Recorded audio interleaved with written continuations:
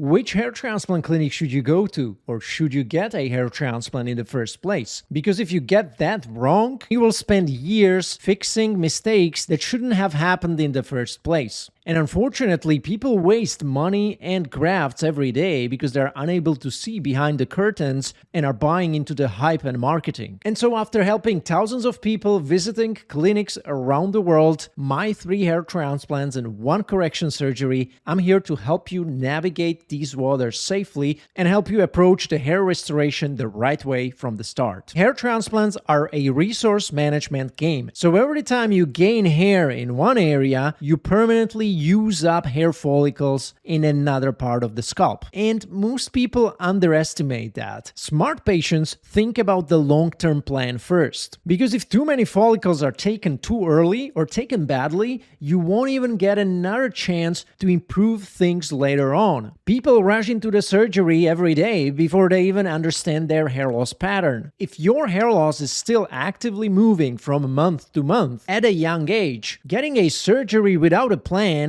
will age badly. This is me at 25, hair transplant surgery, no medication, moving hair loss, getting another surgery just 2 years later. And this is why early hair loss should not be treated with hair transplant first. It should be first approached with hair loss prevention and medication because you want to see what you can A, recover, and B, stabilize. And whenever you ask me my biggest hair transplant regret, I tell them this. I wish my first hair transplant would have been more conservative. Instead of 3,500 grafts, I wished I had done 2,500. Using less grafts, meaning I will have more available for the future. Do not choose a clinic just because A, celebrities went there, B, it's famous, C, they're offering a discount, or D, they're offering some free add-on or bonus treatments. And definitely don't assume that just because a footballer or an influencer went there, you will get the same treatment. You likely won't. What matters is that you strive for surgeons' maximum involvement in the following stages: hairline design and planning phase, incision making, extraction phase,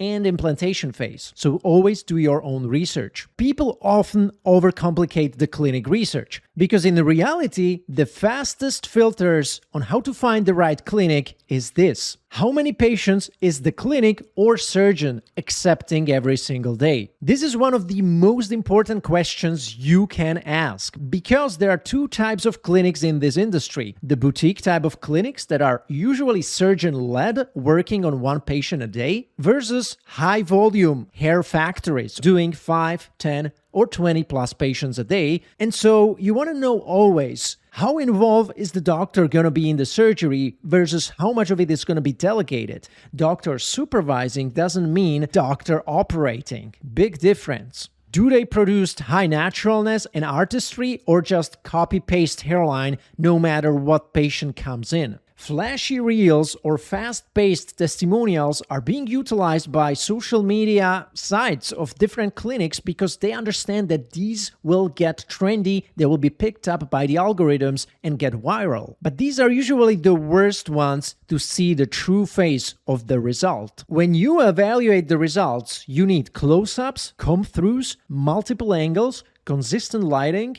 and bonus, short hair or buzzed examples as well. Look for potential imperfections on purpose to see if you can actually find them. Do they utilize specific angles, long hair, photos with low light in order to hide imperfections like unnatural angles, unnatural directions, pluggy looking hairlines? So whenever evaluating a result, don't just ask, does this look okay from a distance? How natural would it look on me, close up from different angles under different lighting conditions? That's exactly how you will be perceiving your result every day whenever you take a look at yourself in a mirror. Some people are top-tier hair transplant candidates, others are not. Some people have amazing donor areas, others average. And all that changes what's realistically possible for that particular person. And that is why an honest doctor also talks about the limitations of a hair transplant, not just the benefits. He helps you manage expectations. He might tell you to wait for a year or 2 and get on medication first before getting a hair transplant. So if you remember only one thing from this video, it should be this: getting a hair transplant is about making smart, safe, and long-term decisions with a limited resource.